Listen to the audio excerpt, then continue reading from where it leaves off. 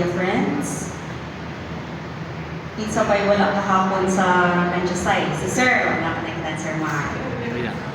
Oo, so upat lang sila. Pero parang wala si Sir June. So for the information of everybody, kahapon naatay formal blessing and the ribbon cutting of our countryside San Pedro footbridge. This footbridge consists of concrete footbridge as well as itong atong hanging bridge. So for the length, ang atong concrete footbridge 425 meters, and then ang atong hanging bridge is 45.3 meters. So around na siya sa 470 in total length of countryside San Pedro footbridge. Ang special features for especially sa atong hanging bridge ay mga steel components manini, and then diyan na lagi ta sa isla. So ang ato ang railings as well as ang atong deck naka-hot dip galvanizing siya, meaning itunlog siya sa diyan molten na zinc and nickel na chemical para dili siya dali mo corrode or sabi diyan sa ato mukalayin.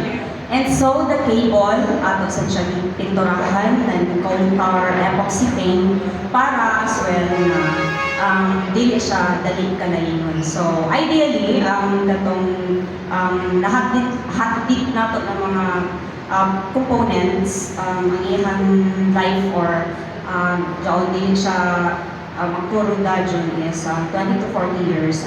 The ideal feature of hot dip galvanizing method sa atong mga steel components.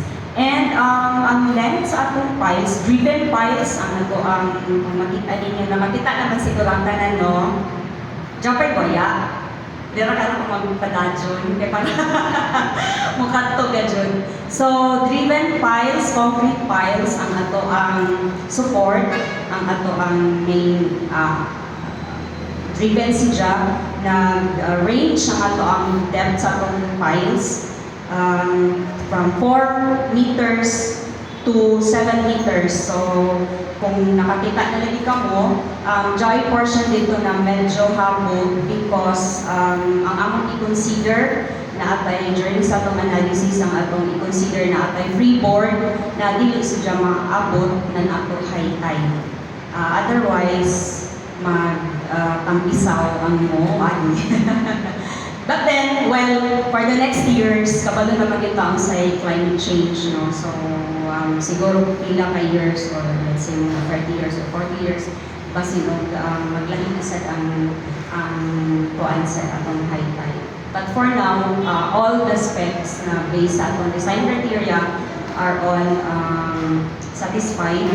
So, pasadong atong mga analysis for that. Ang depth sa since driven pile siya, so na mag-range po ang iyang kalalungon gadun sa atong concrete piles from 1.5 meters to 2 meters. And then, though kahapon wala pa ang diving board, mga na atong additional na kuan para walay rason na dito sa railings mo mamotong ko kay para mo-dive. So we will provide diving board and stairs para ma-enjoy na dyan sa mga maligo. Okay, pwede mo na maligo dito. Hindi lang dito mo sakapon sa atong railings para mulas na ito ang tulay.